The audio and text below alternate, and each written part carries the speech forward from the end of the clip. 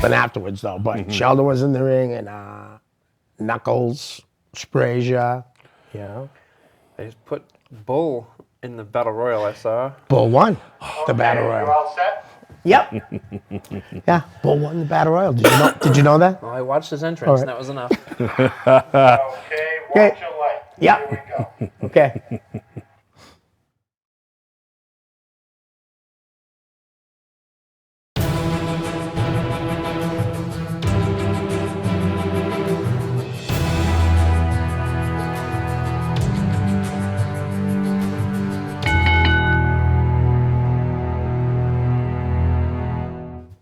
Hi, welcome to The Ring and All Other Sports. My name is Leo Connors and I'm your host. And tonight I got two special guests.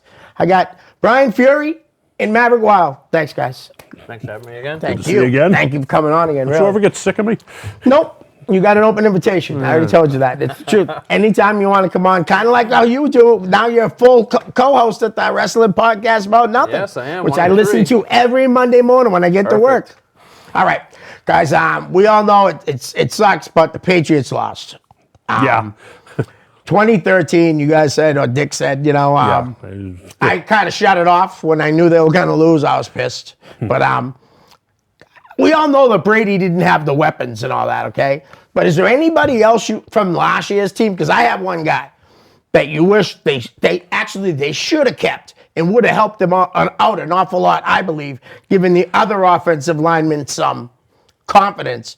I was kind of pissed when they let Trent Brown go. Yeah. Who was singled out by Brady as he's doing the Super Bowl, an interview after the game. How do you guys feel about that? Seriously. I think the bigger problem was, oh my God, if I ever see Marshall Newhouse on the field again, oh my God. I used to call him Marshall S. House. I mean, It was terrible. God, it was awful to watch. I mean, fine, get rid of somebody, but don't replace him with that. Oh, right. Well, we also lost Dave Andrews, though, too, I think he had to retire. You know, and he was really good. Yes, he was. What do you think? A lot of injuries and different other things, but Yeah. you know, you think about earlier in the season, you know, you have Brown, Thomas, Gordon, all on the same team. You know, just to see what their offense became towards the end of the year, their offense was bad. Yeah. There's no ifs, ands, or buts about it. You know, you hold the team technically to 14 points. Right. You should win a game like that. Absolutely. But at the same time, nothing you can do. Right. It happens. Yep. All right. I think that covers it because it's a pretty sad topic anyway. That's the all other sports. Yeah, that's the all first time. Which as Matt pointed out earlier off camera, that is, what is it, every 8 episodes I usually do it? Yep, and I'd like to do this for Brian Malonis. Yeah, he's happy. A lot of other people out. You know who else is happy? He's not Big Bacon's happy. He was happy for a moment. Right, but Big Bacon's happy because he's a Tennessee Titans fan. Really? Yeah, and I can't stand reading his tweets right now. All right, guys, let's do the fan questions, get out of the way, and then I'd really like you guys just to talk wrestling. You know what I mean? Seriously, I think it'd be awesome. All right, George Resnick Jr. says, what are your plans on expanding Chaotic going into the next decade? Same as always, you know, we want to get some new towns, different things. Woburn kind of closing, forced our hand in that a little bit. And then on top of that, you know, we're always looking for different places to expand, maybe add a couple Saturday shows so we can do a couple back-to-backs and things. It's just a matter of, you know, if you run New Hampshire, you're dealing with the commission and whatnot, and certain towns have different regulations and stuff. Yeah. So we actually were looking into Hudson, and we had to go through the town representatives and everything, and didn't necessarily work out. The same thing with a lot of other places. So it's not like we're not trying. We are trying. It's just a matter of time will tell before we can do exactly what we want to do. Are you finding that a lot of because a lot of the fraternal orders and clubs and things where you traditionally would run wrestling before, is that really kind of killing into where you can run? Yeah, so the biggest things we've had issues with so far are actual cities and towns, more so than the places. Yeah. Some of the places are, you know, maybe a little apprehensive, but Chaotic's track record and, you know, the professionalism that we have, that's not really that much of a worry compared to a lot of other places, or places that have only been running for, you know, a year or something. We're like 20 years going, technically, so that helps a lot. Right. No doubt. My buddy Dave Clary, I think I'm going to finally get him to his second Chaotic show this weekend. Perfect. What New England wrestler do you wish that you had the opportunity to train that you didn't? Is anybody that's out there that you would have loved to have said, "Ah, man, would have been nice to have my hands on that kid"? To help out, Yeah, or to, yeah, help, to help take train, to the like- next level. yeah. There's a lot of different people. I think someone that's doing a lot of stuff for Beyond Wrestling right now is Chuck O'Neill. Yeah. And I think I could hone him a little bit and, Right. and help him in some certain aspects and whatnot, as far as certain psychology and different levels of matches to be able to kind of kick it into second gear and stuff Right. like that. And I think he would benefit a lot from something like that. That those types of things that I think I really excel in Yeah. as far as teaching and helping out. Right. I mean, there's a lot of different people out there that I would love to help out and work with, but he's just one that kind of popped to mind first.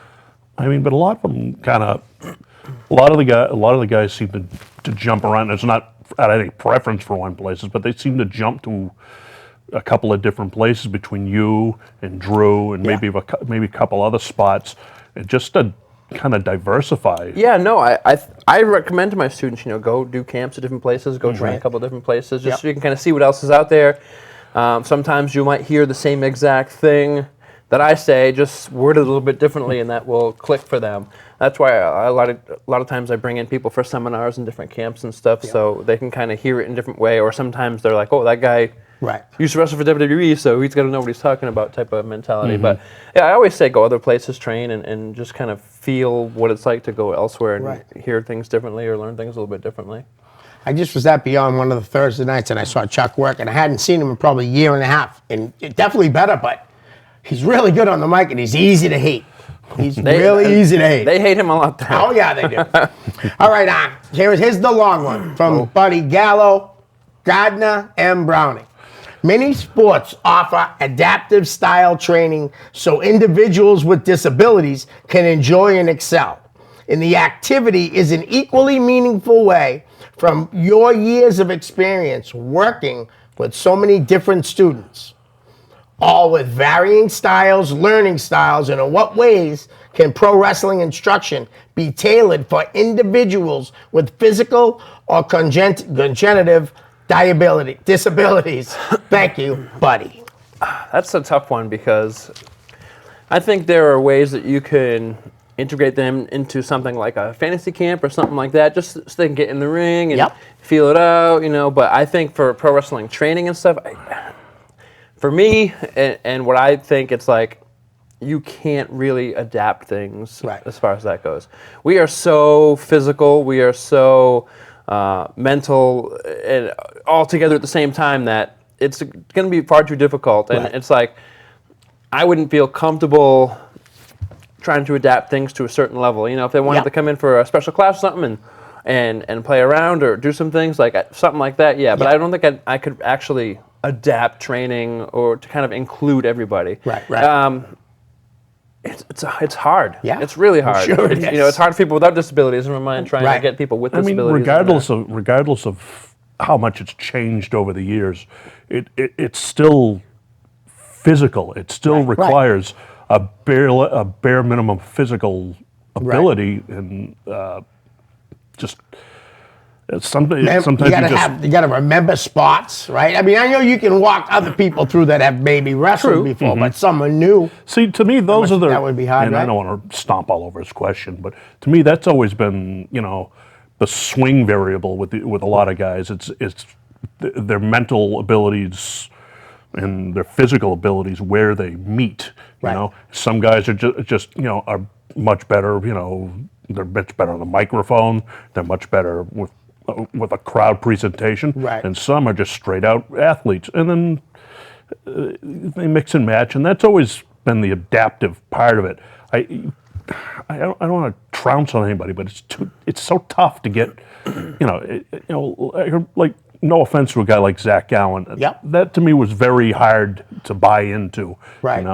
And I know some people would probably disagree and think I'm an ogre for saying something like No, that. see, for me, I think in certain situations something like that can work, but it can't become the norm. It Yeah, can't become exactly. like Right. something you do regularly. If there's a certain situation and story or something that went along with it, cool, but it's not something that I could see on a regular basis. No. Right. It's people don't understand how hard it Right. is outside of the physical stuff, because everybody hears about the physical stuff. Right. Whenever new students come in, they expect all the physical stuff to be tough. But then when you get into that advanced ring and you got to start thinking in addition to all the physical stuff, that's where a lot of people break down and hit all the roadblocks and plateaus and everything. And that's where it becomes really, really tough for a lot of people. Okay, great. Thank you. Thanks for the question, buddy. Dan Bollier wants to know. This is the question. No, it's not. I'm sorry. It comes up in a little bit. A lot of people in New England talk about Scotty Slade and McCarthy facing Ryback on Raw. However, you and Ilya wrestled him as well on SmackDown. I was there. Can you tell us about the experience? We wrestled. It was the next day, actually. Okay. They did that Raw. We did SmackDown the next day on Tuesday. That aired on, I think it was Thursday then or Friday. I don't know, one or the other. Right. It was a great experience. They got a bunch of local people in the area like they always do, and that was the time where Ryback was working with 2 and kept wanting to do 3. Right. And actually that day, it was originally supposed to be 3. It was going to be me, Ilya, and Julian, and he was having trouble getting all 3 of us up for his finish. He could physically hold us, Right. but the lifting part or ways to get all 3 of us up on his shoulders Yep. was too difficult, and it was like it wasn't working, it wasn't smooth. So then they ended up bumping Julian out, Right. and it was just me and Ilya. And it was a great experience, putting the match together with him, and then Triple H helped him out with a couple things, and Yep. we all just worked, and it was a lot. It was a lot of fun. It was a great experience. One of those things that I can say that I did, and Yeah. I can show people the video on YouTube and whatnot if I want to. But yeah, it's cool. Nice. I Ever try to follow avoid. up to him I about try it? to avoid showing my people my videos of me doing that stuff. But he's kind of got a little bit of a reputation. He wasn't too rough in the ring, really. He was fine. He was great, and he was That's super, awesome. super nice and walked everything with us, and he was checking up on us afterwards, and he was awesome. Like I didn't experience anything too bad or rough with him. This might impress you, but people out there aren't really going to get it. But the thing that impressed me the most about him was before we went out, he took 11 niacin. Oh, my head. Yeah, I would take before I'd wrestle. Sometimes you take one, half of one. It helps bring blood to your surface, Okay. get you a little red and tingly and stuff.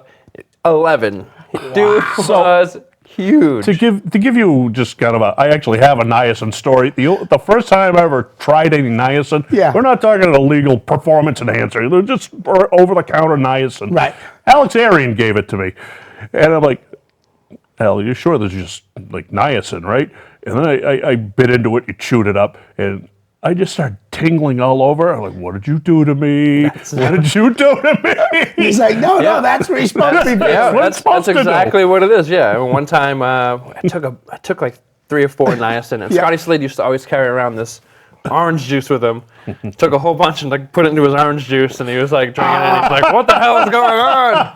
As it does, it feels like a small swarm of bees under your skin. Yeah, it's like get you that's a tingly, riot. get you Yeah. all red. Yeah. So if you have a tan, it really brings it up to Yeah. the system and whatnot.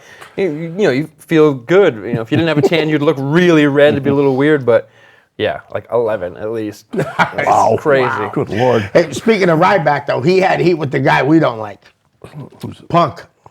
Oh, whatever. Now, he just was an accident. But you told me, I loved your story, though, how he was he whistling? That was me. I was. I don't even want to go through All right. that story again. Brian, Dan has another follow-up. As owner of Chaotic Wrestling, can you say where Brett Domino is?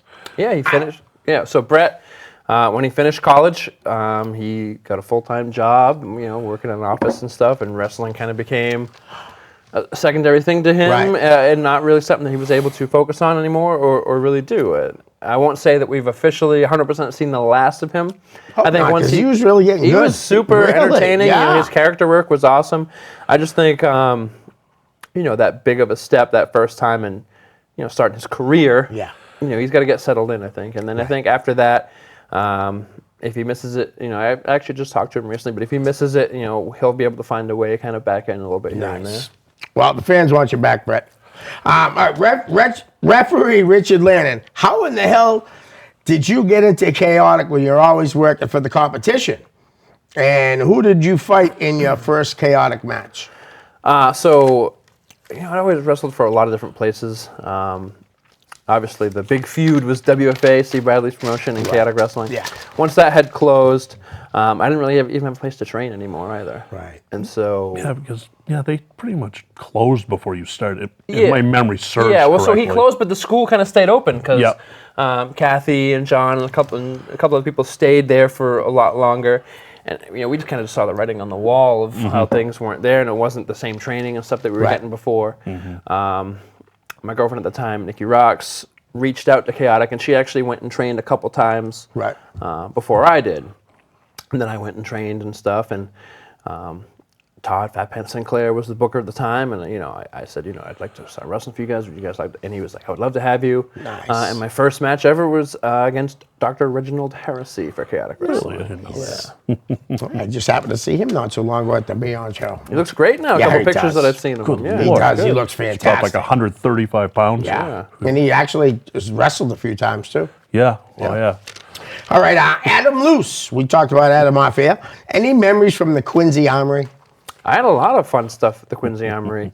That was where I had my big cage match with DC Dillinger, right? Yes. If I remember correctly. Yep. Obviously, I think my first match ever there was for PWF Northeast, one of their bigger shows. It was me and John Walters against Makazi and Jason Blade. Nice. I don't remember what their tag team name was. Did Jason show up that night? Yeah, he was there. Yeah, it was good. And both John and I were both like outsiders to the company, so Right. but people kind of knew us a little bit from Yep. the area. And then from there, when Sheldon started running there regularly, it just became like, that was like Chaotic's home. New England Championship Wrestling's home. So I was there on a monthly basis, and Right. a lot of different things, a lot of different storylines and angles with DC Dillinger, Eddie Edwards, and a lot of different things with NECW. I think I won the title there and I lost the title there. Nice. So yeah, it was a good building, a lot of fun. Did you ever wrestle for Collision Pro Wrestling? Brian Reese? No. Okay. All right, Dave Fournier has a question. What was it like in your early days working for Jeff and Wolfie?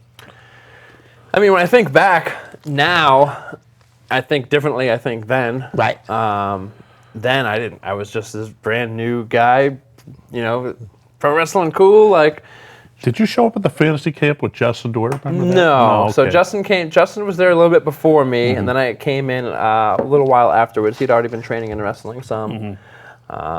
He had just started Shagadelic Justin Powers, I think, when Yes. when I started. And so that was really all that I knew Right. about independent professional wrestling. I didn't know how much more was out there or anything. So it was a lot of fun. It was a great time. Quite a different cast of characters. I was by far like the smallest person on the shows then.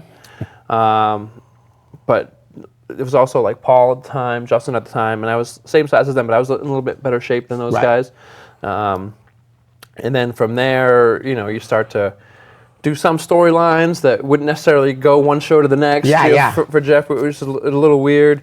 No, Jeff was usually at most a two overlaps, and that was done. Yeah. He might do like the three, and Right. usually that was pretty much it. Yeah, so it was like, you do the Hudson Lions Hall, and then you started doing St. Stan's. And St. Stan's is where I think I did most of my Jeff shows. Right. St. Stan's Hall in Nashua. And that was a great time. Like, I had a blast. Yep. I can look back with fond memories and stuff. And then, but at the time, I was like, I started to do a couple of other shows here and there, and I was like, wow, it's very different. All Yeah. these different places. But you kind of start to realize, like, there's places like this, there's Yep. places like this. So, for what it was, like, it was a blast. Yeah. Me and Brian were both involved in the same match, the worst match in the history of Hudson, New Hampshire. Which one was that one? There were the Conquistador suits that I had bought that for some reason Jeff thought you guys owed him money for. And Paul was doing an LA Parka Oh, rip-off thing. yes. And then it was on the other side, it was me, Rip, and Jeff. And I remember being on the ring apron going, this is the worst goddamn match. And I remember I got in the ring, and at the time Justin was doing the Northern Lights, and I was so mad I couldn't even tell you two apart. I was like, Northern Lights, what? But I don't do it.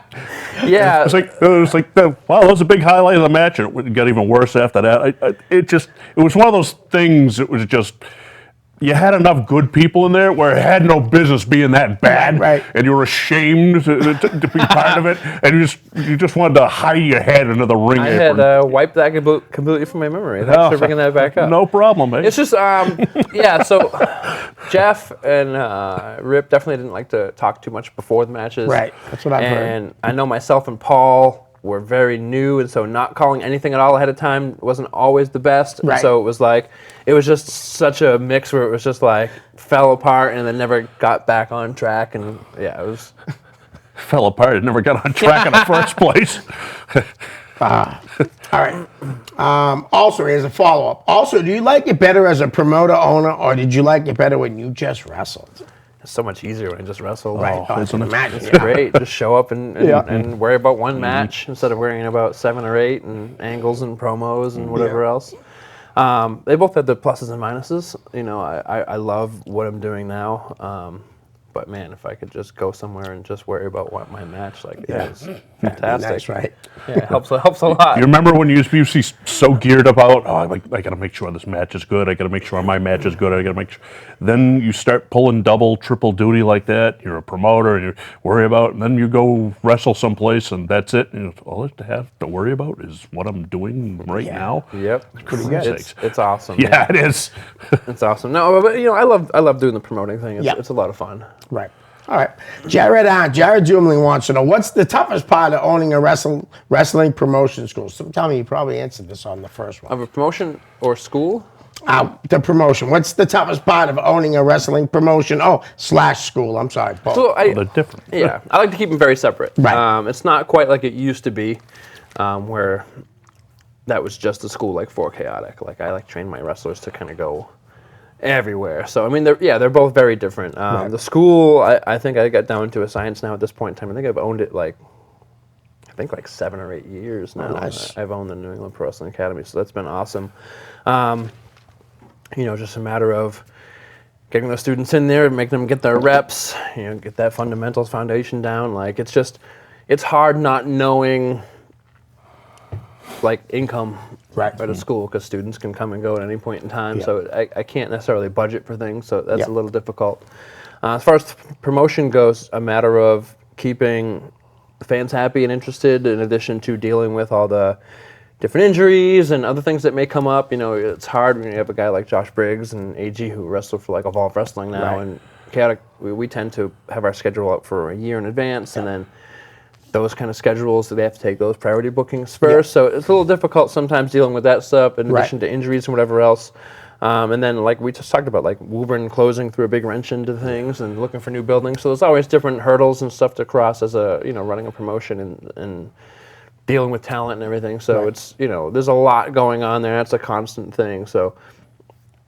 And that is one thing I've noticed where a lot of it's changed, especially with Chaotic, is a lot of the schools in the area, or gyms, Jeff's included, when I ran my own, it was the same way. It was all kind of part of the same unit, Like, you felt an obligation to use everybody you were training, Right. And I know I see the guys that train down at Chaotic that don't end up on the shows hardly ever, if at all.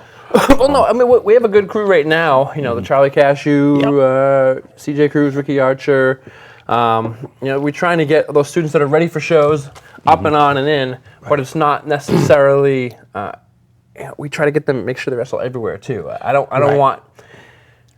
want to be the guy that's like, oh, you can only wrestle here, and I want my students to. We've both been through that. Yeah, I want my students to wrestle as many places as they can to get as much experience as they can, because I want them to blossom and grow and move on. Yeah. The issue now is that there's so much opportunities in independent wrestling where they don't stick around Chaotic and make it their home as long as other people did. Yeah. Handsome Johnny, Ivar, whatever you want to You're call not- him. yeah, He you're was not- there for 14, 15 years. Yeah. Now it's like 1 or 2, and they can start wrestling other big places. Yeah. And I want them to as a trainer. Right. Selfishly, I'd like them to stay at Chaotic because, I'm a promoter, but at the same time, like I understand both ends of the coin, so I want them to go out and take these big opportunities and jump and stuff. So the roster turnover, I think, is a little bit more as far as that goes. But yeah, I think a lot of our students it's still their home, at least those first couple of years. But the more homebody types, really, they're not. There's less and less of them, and this is a knock at either these guys, but Right. like Chase or the Logans. I mean, they don't really work around that much, and they're all good, and there's Yep. just, there seems to be less of a homebody kind of attitude Right. at this point. All right. Jared, as a follow-up, what is the most rewarding part of ownership?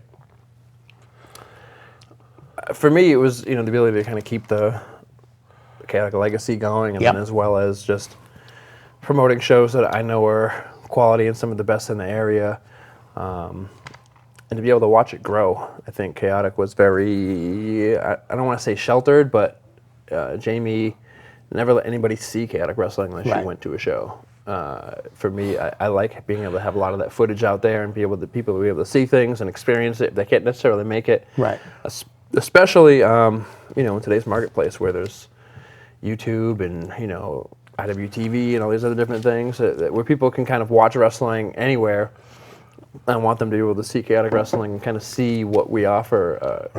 Chaotic is and always will be the birthplace of stars. And I think be able to keep that alive and going, that's a big thing for me. Some of that always Nice. drove me nuts when I was there, because it's so little of my stuff ended up on YouTube. Right. Just because of a time frame I was doing it and stuff.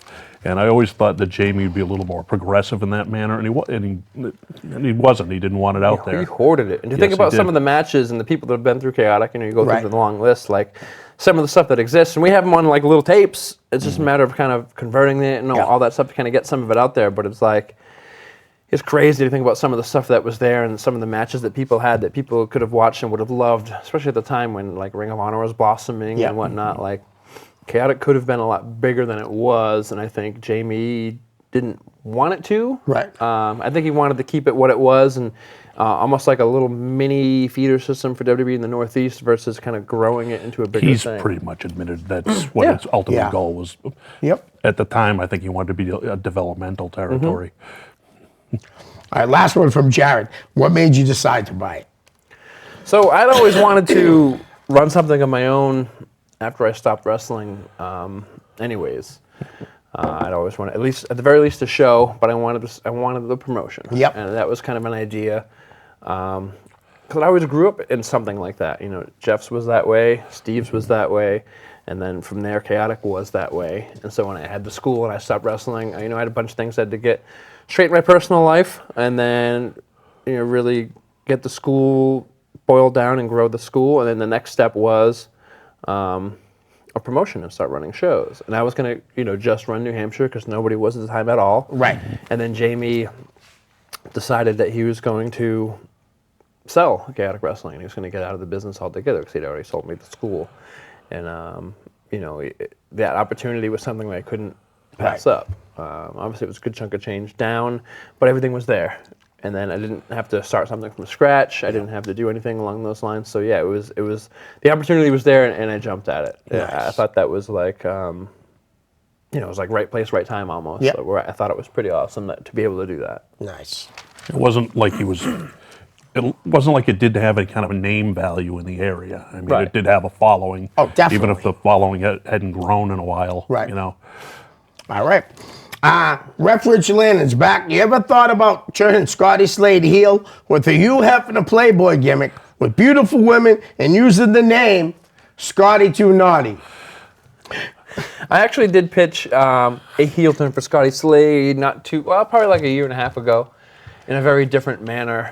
And he wasn't super receptive to the idea. But at the same time, like it wouldn't have ended up working out anyways because we were going to put him with Brick Mass Stone when he was starting to change and almost like Brick Mass Stone was kind of controlling him with whatever was going on. Brick ended up, getting hurt and not able to wrestle, so it wouldn't have necessarily worked out anyways. But if I have ideas or, my partner has ideas, we kind of pitch them and talk to them and try to get their input and stuff as well and see how they feel about it or what they would do with it. And then if they're not for it, like I'm not going to force them to do something or Right. make them do something that their heart's not in it, they're not going to make it work as good as it could be. So yeah, I mean, Scotty too naughty, definitely not. But Scotty as a heel, I think could work in the right context. Right. When did he start picking out of the Jeff Costa playbook? I don't know. I don't know. But while we're on Scotty too hotty, can you talk about the match? This is from Dan Bollier. Can you talk about the match at Cold Fury 13? One of my favorite It's hung Cold up on Furies. Happy that you won, but I don't think he really is because he follows that up with, glad you won the title, but it felt like Scotty Slade's night. This thing gets brought up all the time, so much. And I was actually literally just talking to Tarzan about this Saturday morning. Tarzan was the booker at the time. In case you didn't know that. Tarzan No, was because the in the booker. original question that was asked before, he did say Dan knew it was Tarzan. Yeah. That's a running joke on their podcast, by the way. Did you know Tarzan was the booker? Yeah, oh yeah. So actually just talking about this at the time because that poster was hanging up at the school. I was just coming back from my ankle surgery, and I don't think Scotty was even originally supposed to be in the match. He ended up winning, I think it was Pandemonium or something to be put in the match. I think that was originally a spot that I was supposed to have. Okay. Because I wasn't ready quite yet. Yep. And then the way things boiled down to, it ended up becoming a triple threat. They put a little tension into Team Friendship. The way we were just talking about it with Tarzan the other day was, technically, Scotty could have won it that night, and I would have taken it from him at the next show. Because if you remember, him and I had a singles match where Alicia Edwards, just Lish at the time, I think, turned on him the next show and joined me. Right. It was like me, Taven, and Vinny were like a little faction for a short period of time there. So it could have happened, but at the same time, I just, throughout my whole career, what do you want me to do? Okay. Right. And I just do it. So had no part of the decision-making process of that period of time. What do you want me to do? Okay, cool, I'll do it. And if I had an idea to fix it or change it or help it, okay, but I was never Right. this is what I want to do, this is what I'd like to do type of person. So yeah. All right, What Dan. does Sherman like to wrestle? I gotta be. So Sherman's actually one of my favorite people. I think he thinks I hate him. Sherman thinks everybody hates him, including me, which is weird. I love Mark Sherman, and when you talk to him, Sherman's so weird because he'll say, "Oh, when I talk to other people one-on-one, they all like me, boy. I'm in a big group of people, nobody likes me." It's the opposite though, because he's a different person when you talk to him one-on-one. He's like a normal human being instead of always being on when he's in a group of people. You ever talk to Mark? No, I've just watched him wrestle. Sometimes he's like the living embodiment of the Jersey Shore. He's always been so entertaining. Right. He's super so entertaining, funny. and he's amazingly charismatic, and he had a good body, and he was one of my students. I like Sherman a lot. He had 2 left feet for a lot of time, but I knew what he could and couldn't do. And whenever he put matches together, I would always tell him, know your strengths, know your weaknesses, avoid your weaknesses. I have a big board at the school. One of the things is the crowd doesn't know what you can't do unless you show them. And that was a big thing that I preached to him. I loved wrestling him. Him and I had some very good matches. Our best match was in Stoneham, Massachusetts, when he beat me for the Chaotic Wrestling Championship, and it was a blast. But some people would want him to do too much or outside of his comfort zone, and he would either argue against it because he didn't want to do it, and people would get angry with him, or he would go along with it and it wouldn't necessarily be that good. I think he was good. He was charismatic. Wrestling politics and whatnot kind of ate him up, I think, a little bit, and then, but he could have done a lot more if he wanted to. I don't think he was ever 100% into getting better as a pro wrestler. He was kind of 75% in, and then loved, he always loved pro wrestling, and that was what kind of got him farther than a lot of other things that he did. Nice. All right, I think, Dan, if it was a one-on-one match between Slade and Sherman, I could have seen them doing it because they were, partners and all that. They had it falling out, but he didn't like my answer. It's funny to think about it now because, Scotty Slade, but in that little bubble time period, Scotty was on quite the roll. And it could have worked, but at the same time, I can easily see it not working. And so any one of the 3 of us could have won that match, and it would have worked. So. Okay, see that? So you got one guy to give you the answer that you wanted. All right, I already did that. Mav, we should ask about Steve Bradley's temper tantrums They were legendary. No, not at all. Yes, they were. Steve, yeah, so many funny stories. I remember that one time he had a little bathroom in his school, and he got locked in it, and he was angry. He just like busted through the door to the bathroom to get out of it, like just broke it. Right. So no one could use the bathroom at the school for like 2 weeks before he got a new door for it. He'd have his metal bat at the school. It was just there, and I remember he put a couple holes in the wall for something or other. Right. He was angry. He'd always take his hat off and throw it across the room, and trying not to get into Steve mode because swears naturally come out when he does it. But Steve was he's always just so passionate about stuff. Very passionate. Yeah, yes. And so he would I find myself the same way a lot of times while I'm training. I don't know if it's because I'm a product of my environment or I'm the same way, but I'm like, geez, like what the hell, but it's not out of like anger. It's just like, out of passion. Like, you get all fired up about something and whatever it is. So yeah. But yeah, Steve, he would get mad. Oh yeah. he would get mad a lot of his times. temper was actually the reason I never worked for him. Oh really? I was actually supposed to do the very first WFA show with Alex Arian, and all of a sudden there was a show in Quincy, and he was yelling and screaming at Alex, and I'm like, I couldn't tolerate that kind of temper. I'd lose my mind. He was. He wasn't. Not angry. Yeah, but it was just.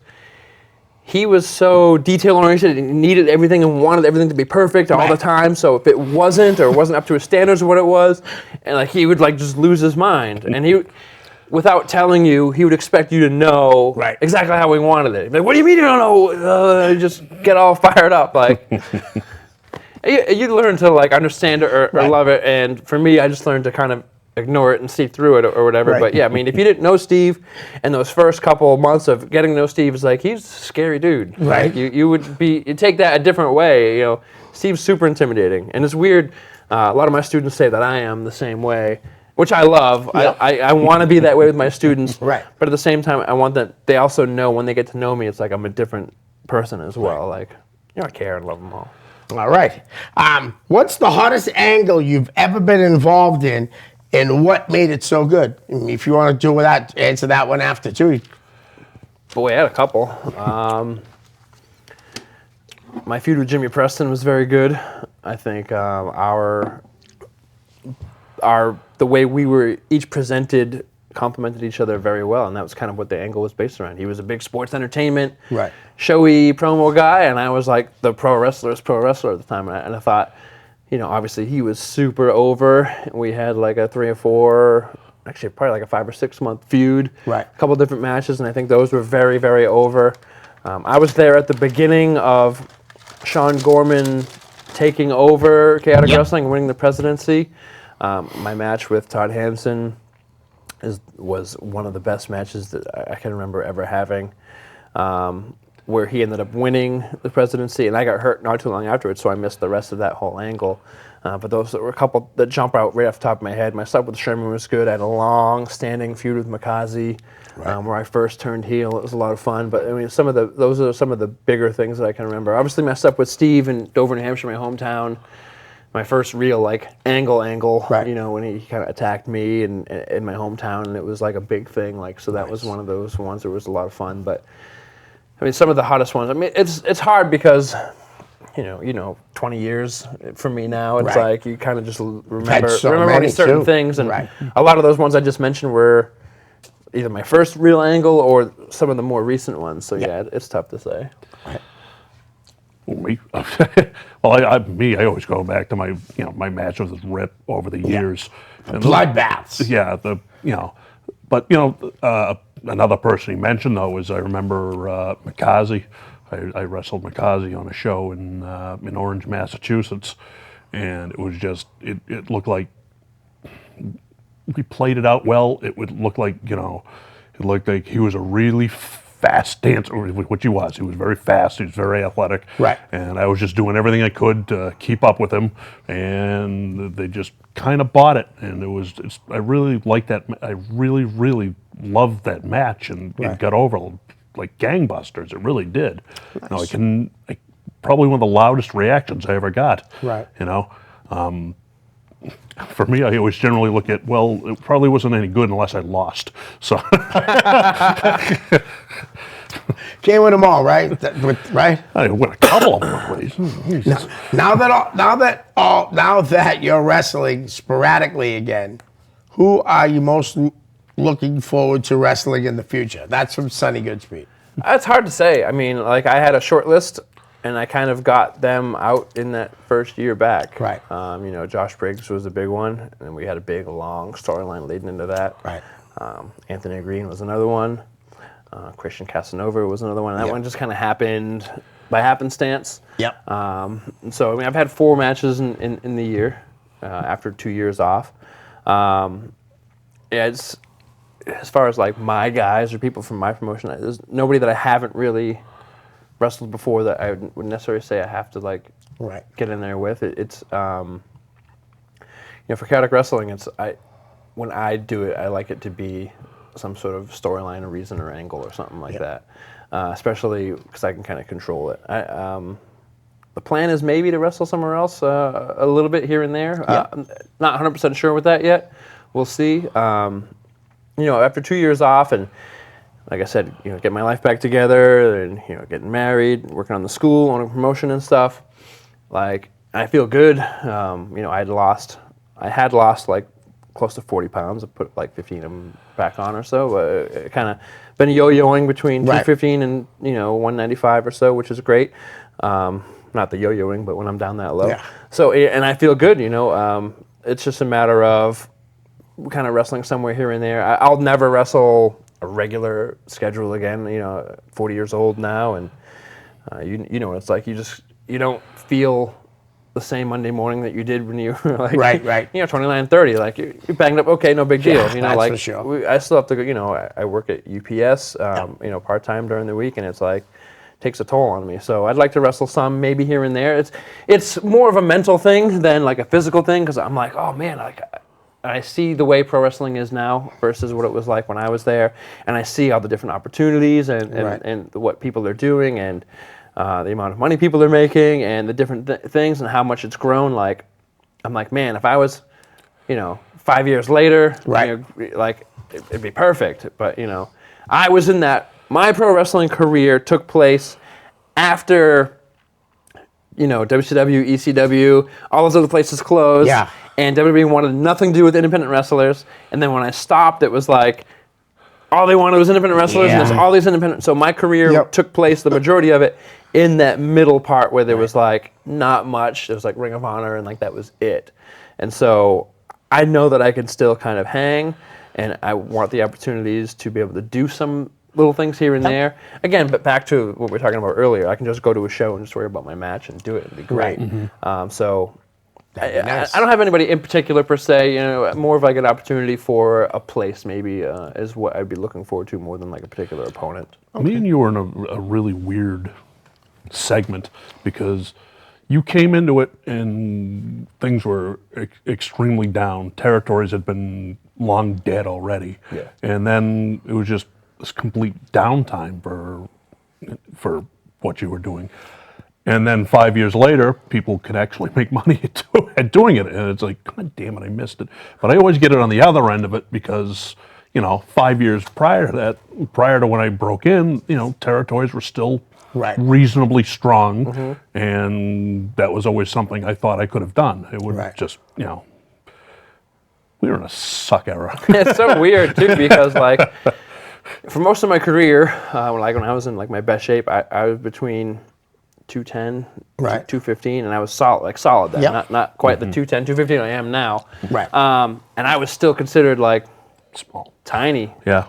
And then I know a lot of the people that are like, you know, wrestling now. I know the Adam Coles and the Balors and all these guys, and I'm bigger than a lot of these guys, which is weird to think about. And they're like top guys. And I'm like, man, like pro wrestling has messed with my view of like bodies and body dysmorphia. Like I was watching, NFL, when you watch football and they have like the stats. This guy is. I'm like, these guys are pro NFL players. I'm like, they're like, this guy is 5'10", like 185 pounds, and I was like, what? Yeah. Yeah. I was like 20 pounds heavier. Like it messes with my head to think about that because of the way pro wrestling was for such a long period of time. Like, I'm happy that it's changed. Right.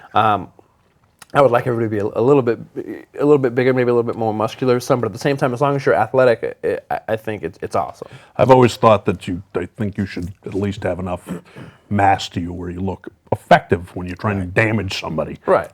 That's always been my thing. And I get caught up in the same thing. I was small, but I mean, I was 230 pounds and they thought I was small. Right. Then when I came back to it for a year, and I was 230 pounds. I was like bigger than most of everybody else. It was strange. It was really weird. Right. Guys, let's play the name game. I want to bring up a bunch of guys that you probably haven't seen in a long time, even some of them. All right. Vince Vicalo. Vince. Oh yeah, I love Vince. He was great. A lot of fun. Always great mood. Happy to be around. Traveled with him once or twice. We went up to Canada one time. Steve was doing like a show in Littleton and then Newport, Vermont. He went way up to Newport, Vermont. It's like 5 minutes from the Canadian border. Okay. We'd go up to like Sherbrooke. And we were up until, I don't know, 3 in the morning or something like that. And we all went to bed, and I remember waking up at like 6, and he was like in the corner of the room doing squats, and like he had like his bands, and he was doing his curls and push-ups and everything else. I'm like, what are you doing? He's like, gotta get my morning workout in.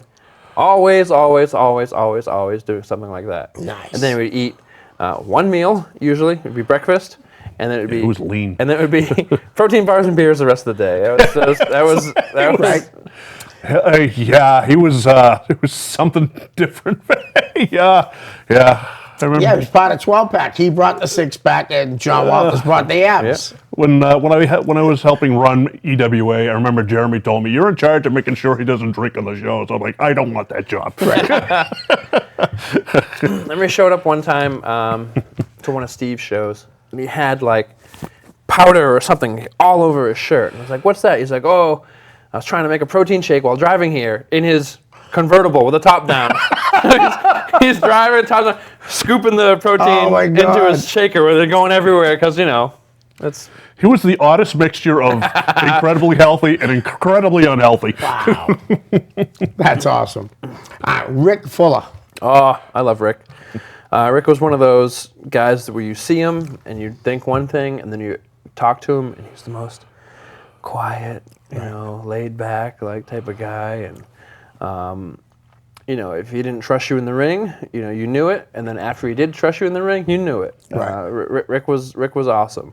First time I ever wrestled him, we're supposed to go to a 15-minute time limit draw. This was at the Hot Dog Safari. Okay. The ring wasn't flat. It was kind of raining and gross, and this was the first time I ever wrestled him.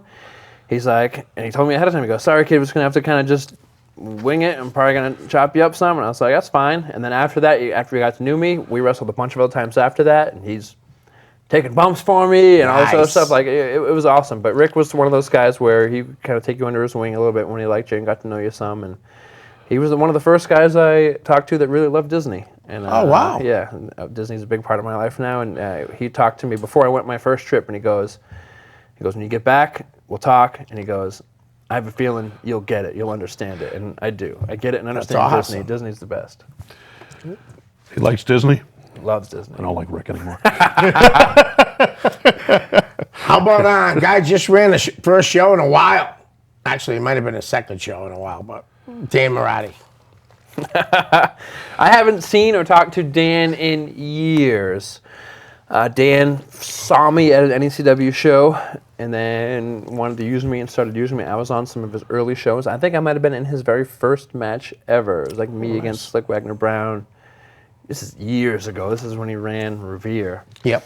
And I wrestled for him for a very, very, very long time. We had almost a little bit of a falling out. It wasn't necessarily like argument or anything like that, but I said, "Look, as much as I love you and I appreciate opportunities, like times have changed. Right. I'm not, like a new guy anymore. Right. Like I need a little bit more from you." And he didn't like that so much, and he twisted it and contorted it around into other things. And I was just like, "Well, okay, I'll just stop wrestling for you. It's not that big of a deal." But more power to him. I can't believe he's running shows again, which is crazy to me. Like, Didn't look like there was a lot of people in the crowd, though. I did see some videos. I never understood, like, I understand when people bring in names and Yeah. stuff, but he was known for bringing in, like, 6 or 7 names on one show. Yeah. And out of the 6 or 7, like, maybe 2 of them could wrestle, and the rest were, like, just there for something. Right. It was like 2 could wrestle, 2 couldn't, and 2 wouldn't show up. Yeah, It seemed to be his it was formula. it was one of those. Even still now as a promoter, like I don't understand his formula for it, but Right. you know, whatever. I barely know the guy Right. personally.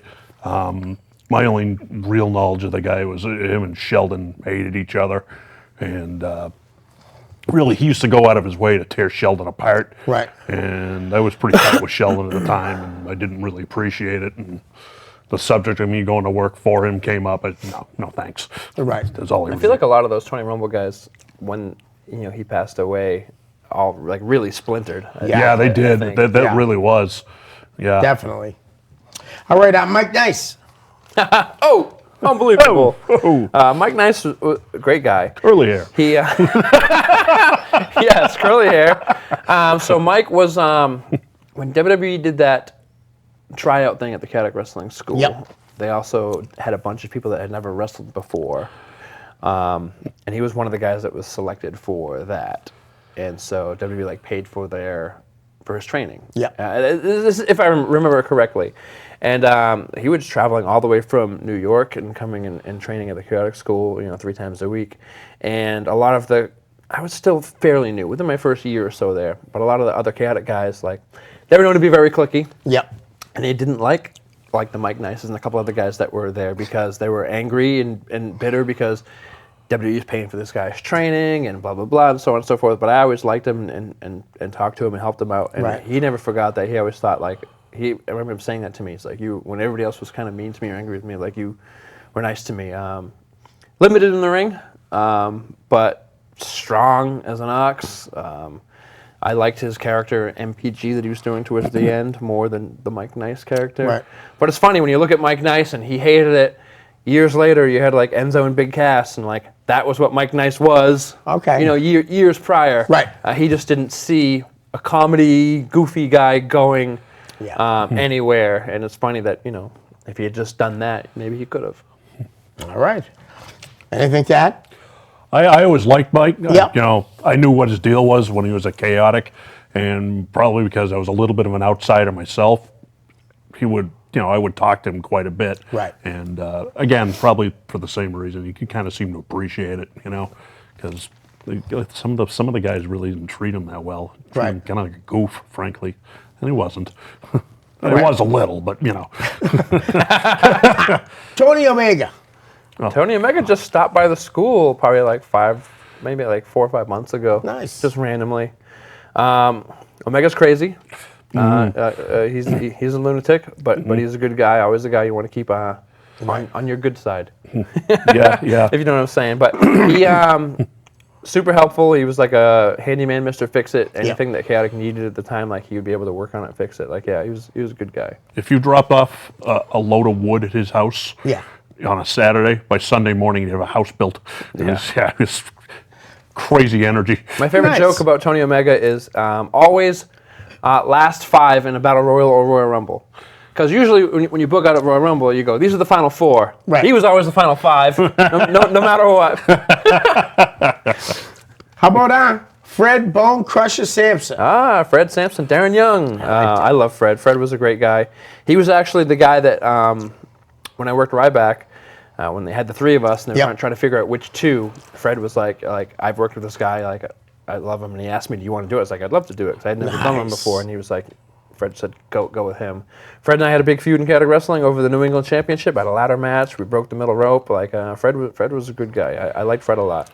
One of the biggest, scariest guys, but another soft-spoken individual. Very quiet. Very. Yeah. I wrestled in a bunch of tag team matches. Me and Heresy and him and Fuller. Nice. And, he was probably a little raw at that point, but I always liked Fred. He was so soft-spoken and so nice. How about Billy Bax? Robbie E. I only ever met him one time. Really? And actually, we wrestled. We wrestled. It was me and Makazi Yeah. against the Valedictorians. and that was the only time I ever met him. Really? Actually, so Wow. he actually, I think I had met him briefly because we were in the same Super 8 together. Yeah, so you met He him at was- the ECWA. He was there. Him and Robbie wrestled the first round. Right. I wrestled Jerry Lynn in that first round. If it was the same one, I think. But I think yeah, it is the same one. But we only wrestled that one time at Chaotic. Never really talked too much. He was a good guy. Right. We had a fun match. Yeah. Yep, nice. I did- You don't know? No, Okay. I don't. How about Cherry Payne? Cherie. I love Cherie. How do you say it, Cherie? Yeah. All right. Cherie, Cherry. All right. Either one. Sweetheart. Yeah. She was always very quiet, and I didn't really think that she had. A lot of people, when she managed, didn't use her. I feel Right. like because when I was there at first, she was with just Brian Malonis, and which later became like big business. And I feel like Yes. she was just there, and a lot of people didn't utilize her or use her any. So I always had made sure that I wanted her to do something Yeah. or whatever it was. And she's a sweetheart. Yeah, she Nice. was always one of the nice people. Same feeling. Very, very, very nice. I remember doing shows with Chaotic, and Right. she was the manager. I really didn't know much about her, and I would propose doing things with her, with Brian, and she almost seemed like taken aback by it because Yeah. people really didn't lot of put her people- in those positions. a lot of people didn't. Yeah. Really? And I thought she's very intelligent too, Right. which is big with me. It is because I'm not very intelligent, so I have to rely on people that are smarter than me. Right. Probably too nice for the wrestling business. Yeah. What about the guy Gary something that owned Green Mountain Wrestling? Gary Langevin? Yeah, that's it. Oh, on the wrestling on the scenic Lake Hermaphrodite, or Hermaphrodog, excuse me. Yeah, Gary was very soft-spoken. Another guy probably way too nice for professional Yeah. wrestling. Just I hate to say it, but a lot of us took advantage of poor Gary's good nature. Sonny destroyed a bed in a hotel room on him one time. Yep. Yeah, Gary was great. He had a working relationship with Steve for a little while. That's when we'd run the Newport shows. We'd Right. go up there in correlation with him a little bit. He owned a movie theater up there. Would let us in, whenever we were up that way. Gary was a great guy. After he got out of the wrestling business, he sold as soon as thing. He's on Facebook, kind of. Yeah. I think he uses like his wife's Facebook account. So Nice. yeah, but no, Brianna. yeah, something like yeah. that. I hear from him once in a while, but Gary was always one of those nice guys. Yeah. Nice. Just super nice guy. I couldn't talk highly enough about Gary. I was at the one TV taping he did like at Jeff's school. Yeah. So I was there that. Brian, you want to plug your stuff? Sure. right. ChaoticWrestling.com. Obviously, depending on when this airs, but Pandemonium this Friday. But live. yeah, well, Pandemonium is this Friday. That's going to be a big one. We got a bunch of other Timely. shows coming up leading up to Cold Fury, on the road to Cold Fury. Right. If you ever want to become a professional wrestler, neprowrestling.com, or just hit me up on Facebook, Twitter, Instagram, NE Pro Wrestling. So it's great to be back. Felt like me and Gene. We're live. Buddy, we're live. We're live, Said pal. That was one of the greatest Hey, things put I that ever cigarette seen. out. That was hilarious. Anything you want to? I have nothing to push. Nothing. Boston Bruins, they're doing all right. They're on a 3-game losing streak. They play the Nashville Predators tonight in Nashville. I think it's Raskin net versus Pecorine. Go Bruins. I love the Bruins. I also love the Golden Knights. Go Golden Knights. I do too. They got a great team. Great goalie too, Marc-Andre Fleury. It's the presentation is different than most hockey. It sure is. I saw them while we were out there on our honeymoon. It was a blast. Nice. I probably don't have to talk about any other sport now for 16 episodes. Yeah, I did it twice. There you go. Guys, thanks again. Thanks, guys. Thanks. Peace.